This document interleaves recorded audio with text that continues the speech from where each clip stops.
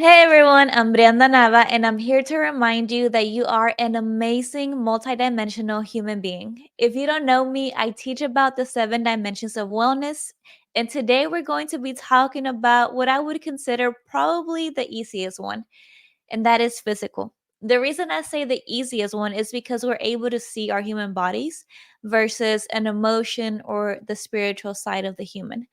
So, we're going to focus on cycle syncing today.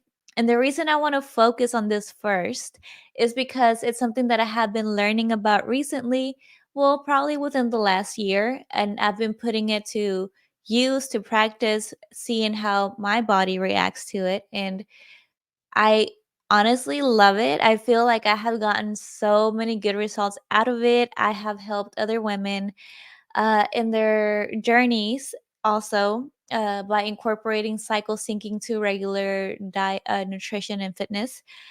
And I want to share with you guys what I have learned. Okay, so first we're going to talk about what is cycle syncing. So cycle syncing is living your life in alignment with your cycle. So basically working out according to your cycle, eating according to your cycle, and doing your social and business and organizing your social and business life according to your cycle. So the difference between men and women, there are many differences, but one of them is that the men mainly goes off his circadian rhythm, which is a 24-hour cycle. So whenever he wakes up, he has all four phases in one day, versus the woman is more of the infradian rhythm, which is a cycle that lasts longer than a day. So basically your menstrual cycle, hibernating, migration, all those things. So we are used to living in a men's world, of course. I know we all know that. So let's talk a little bit about the phases. So we have four phases. We have our menstrual phase, which is our winter phase. We have our follicular phase, which is our spring phase.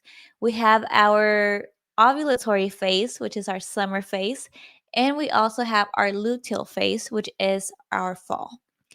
Now, I said the man has his cycle and his circadian cycle in one day.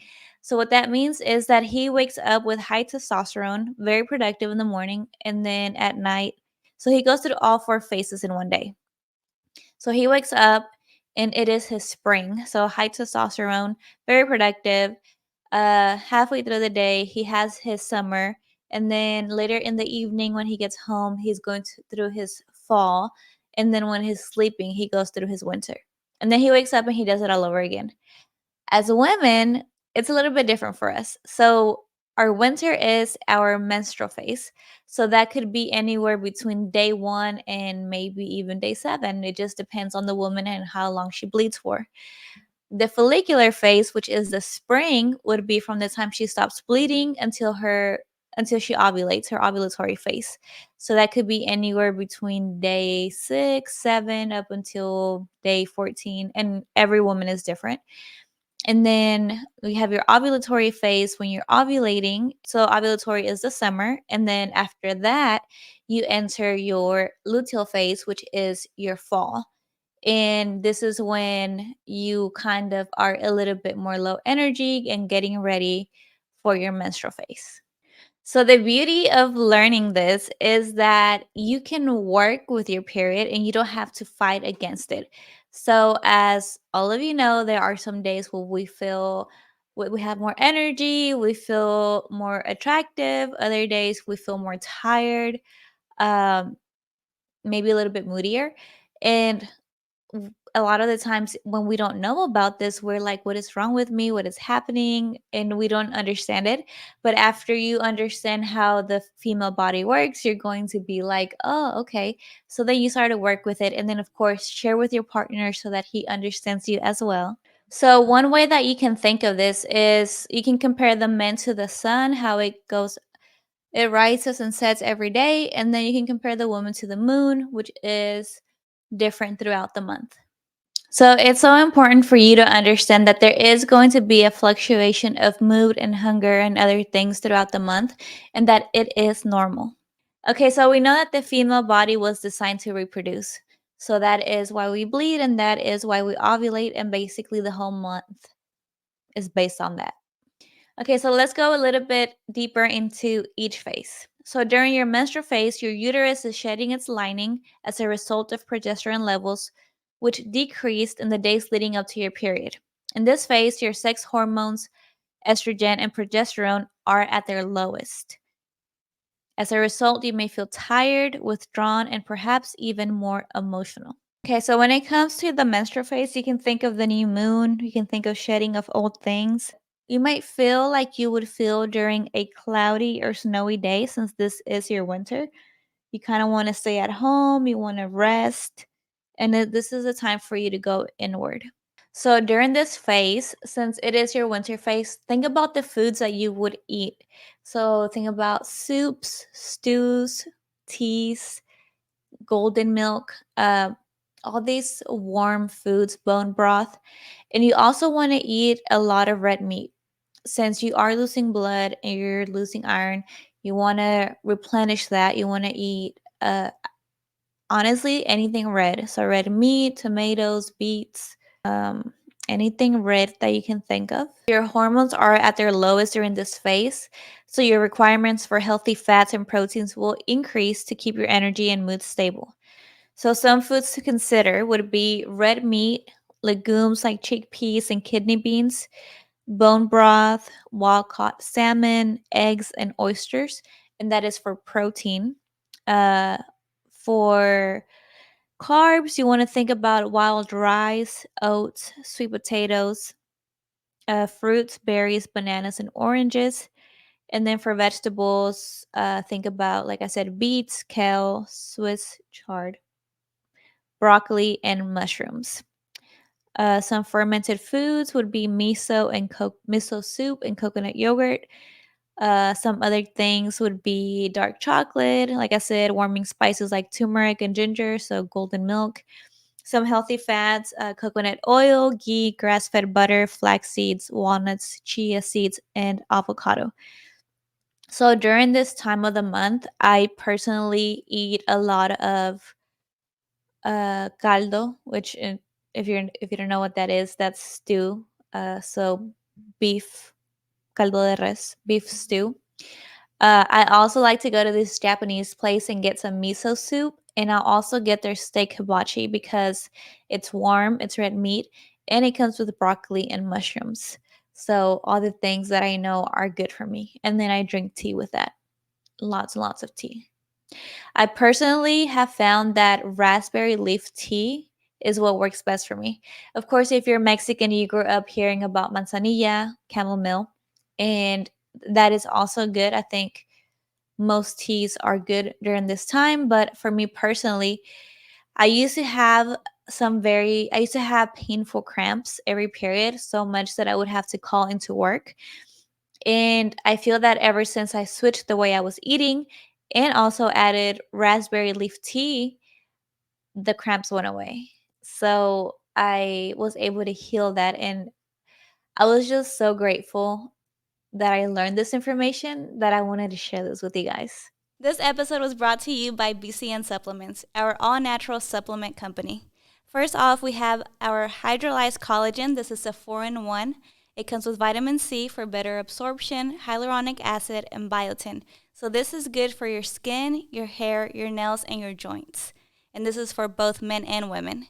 Next up, we have our immunity, which is a 7-in-1 vitamin. It has vitamin C, vitamin D, zinc, echinacea, elderberry, black pepper, and garlic bulb. So this will give your immune system that extra boost. And lastly, we have our natural pre-workout. It does have 325 milligrams of natural caffeine from green tea. It is sweetened with stevia, and its purpose is energy, focus, and endurance. And for our listeners, we do have a discount code. If you visit our website, www.bcnsupps.com, you can use code BUILT, BUILT, for 10% off. Thank you so much for listening. All right, so now let's move on to the follicular phase. This is your spring. Think about new beginnings. You just got some new energy, at least for me personally. I don't know if this happens to you, but whenever I end my period, I feel like I came back to life, which is kind of weird, but that's what happens to me. So that's basically what it is. It's spring. During this time, you want to think about things like smoothies, salads. Your hormones are beginning to rise during this phase of your cycle. So, fresh and light foods make you feel more energetic during this time and help assist in estrogen detox. So, your metabolism is actually running slower. So, your body requires fewer calories than in other phases. So, whenever you're making your meal plan and you have your calories figured out, I would lower my calories during this phase. And this is because high levels of estrogen in the last half of your follicular phase suppress hunger, so you might find yourself less hungry than other times of the month. So, your liver is working hard to detox from the high levels of estrogen in the body. So, eating liver supporting foods during this phase, such as bitter and astringent vegetables, is crucial to prevent estrogen dominant symptoms such as headaches, brain fog, bloating, anxiety, and acne. So, during this phase, for the protein, you want to do eggs, chicken, wild caught trout, cod, or tilapia, organ meats, bone broth, collagen, chickpeas, chickpea pasta, sprouted beans. And then for the carbs, you can do oats, rice. For fruits, avocado, or I guess avocado is a fat, but grapefruit, lemon, lime, pomegranate. For vegetables, green beans, broccoli, cauliflower, dandelion greens, arugula, zucchini, carrots, radishes, broccoli, sprouts, parsley, and cilantro. And then for healthy fats, you can do ground flax seeds, pumpkin seeds, avocado, healthy fats such as coconut oil, avocado oil, nuts, and seeds. And then here would be a good time if you want to do fermented foods to do apple cider vinegar and coconut yogurt. So during this time, you're probably going to have a lot of energy. You're going to feel very strong. According to some studies, it shows that when during you are your strongest during your workout. You build the most muscle during your follicular phase. I personally feel my strongest during my ovulatory phase. So if I would try to hit a PR, it would be during my ovulatory. But also the phases kind of blend, so it's still a good time to hit a PR during this time, whether you're in follicular or ovulatory phase. Okay, so next up, we have the ovulatory phase. So, this is the time when you can get pregnant. This is the time when you feel that your best, you feel the most confident. Some studies have shown that your waist gets smaller for you to be more attractive to the opposite sex. It's very interesting because your body will work with you to try to get you pregnant, and your sex drive will be higher. So, earlier I talked about how throughout the month you'll have changes in your mood and your appetite, also sex drive. Right, so your hormones are at their highest during this phase. So it's imperative to eat foods that support estrogen detox. So, due to the heated element of this phase, our bodies can tolerate and actually thrive on raw foods at this time. We don't require as many carbs during this phase as our metabolism is still lower than in the luteal phase. By eating adequate amounts of fiber, we support our digestive health, which will help flush out estrogen that has been neutralized by the liver. So for foods, for protein, we have legumes like chickpeas and kidney beans, lentils, wild seafood, and eggs. So while I'm naming all these foods, I just want to remind you that it doesn't mean that you only eat these foods, but if you mainly eat these foods, it will help you.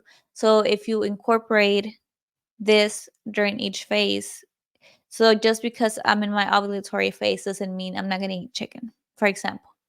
So the list that I'm giving you is just at this during each phase. For carbs, we have quinoa and oats. For fruits, we have berries, pomegranate.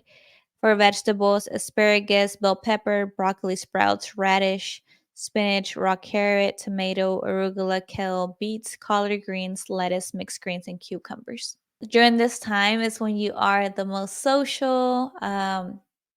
Your sex drive is higher. Like I said, you can make a baby. If you want to ask for a favor, this would be the time. This would be the time for you to go on a job interview or ask for a raise or ask for a favor. You also want to eat juicy fruits. So, mango, which is really juicy, cucumber. So, basically, whatever your body is going through, you can usually find a fruit that goes with it. All right, so now we are in the luteal phase, and this is probably this is the longest phase, probably not the favorite. This is when you're going to during the second part or the late part of this phase, you're going to start feeling more tired, because your body's getting ready to go into winter, into your menstrual phase, right? So you are in the fall, you're getting ready to go to the winter. So during this time, our appetites increase and our caloric need increases to support higher temps and faster metabolism. So here you want to eat more calories. It's okay. It's okay for you to have the carbs during this phase. It's okay for you to have the dark chocolate. And listen to your body. Pay attention to cravings and eat what you need to fuel your body. Focus on higher protein and healthy fats to reduce your cravings. And opt for a serving of a starchy carb with your meal, like sweet potato, yuca, or potato during this phase to stabilize blood sugar levels. So, estrogen takes a dip in this phase, so we're more prone to blood sugar instability. So, slow burning carbohydrates like root vegetables with natural sugars are an ideal food to incorporate at this time. We are prone to water retention, so eating foods high in magnesium will help, as well as avoiding processed foods with lots of sodium. Progesterone slows the transit time of the intestine, so eating high fiber foods will help keep digestion regular. So during this phase, I recommend for protein, chickpeas, turkey, lamb, bone broth, fish. For carbs, brown rice, quinoa, oats, sweet potatoes. For fruit, we have pears, apples, peaches, bananas, and berries. Vegetables, pumpkin, squash, potato. Well, potato's a carb. Collards, celery, broccoli, onion, garlic, cauliflower, asparagus, cabbage, and beets. For healthy fats, we have hemp seeds, chia seeds, almond, cashews, walnuts, sesame seeds, sunflower seeds, coconut oil, olive oil, ghee, and avocado. And then for miscellaneous, we have ginger, turmeric, peppermint tea, dark chocolate. So earlier I mentioned how the phases kind of blend. So you want to start eating or incorporating certain foods a few days before you're actually at the phase.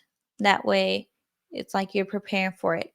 We had a small technical difficulty with the camera, and I apologize for that. It is new, and I'm still learning how to use it and learning its limitations. But I just wanted to close off this video by saying that I did come up with the formula to where if you're someone who counts macros, it will be counting macros according to each phase. So I'm going to put up the formulas, go ahead and take a screenshot, and then I'm going to teach you how to input that into MyFitnessPal.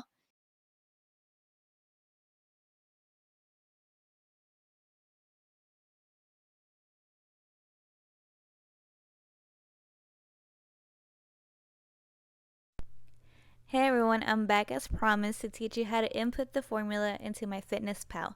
I have the free version and this is what the homepage looks like. As you can see, it says on there I had put 1700 calories previously, but we're going to go in there and change that.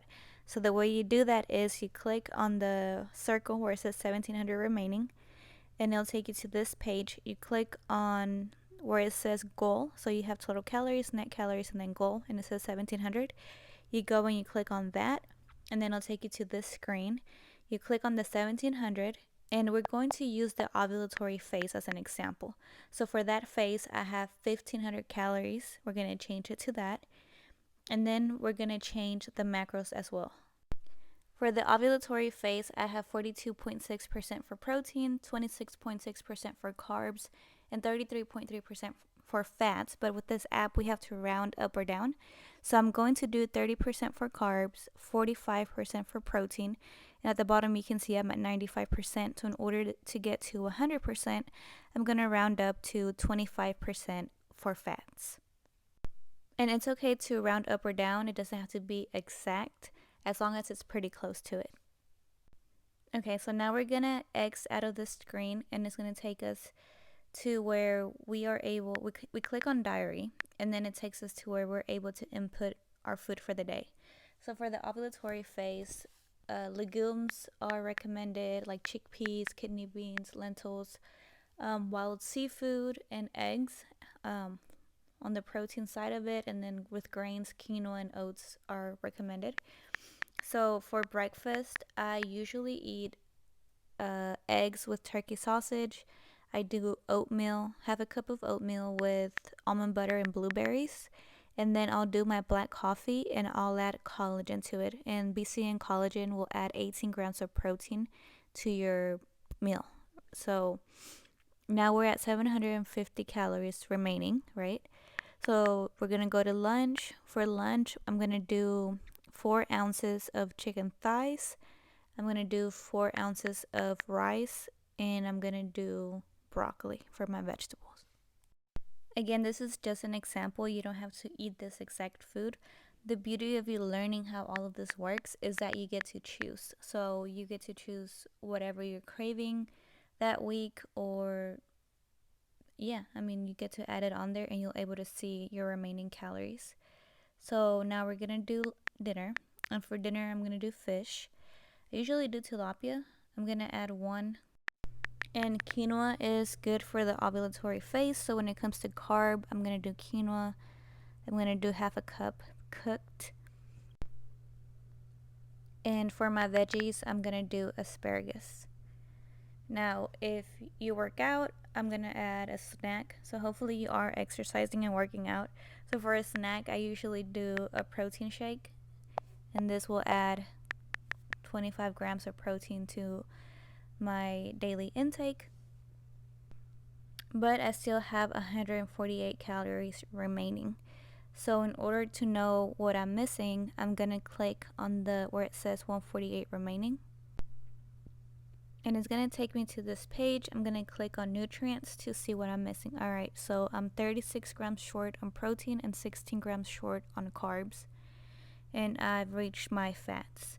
So what I'm gonna do is I'm gonna go to dinner and I'm going to add another slice of fish. And I usually recommend you do this the day before. That way you're able to play with it.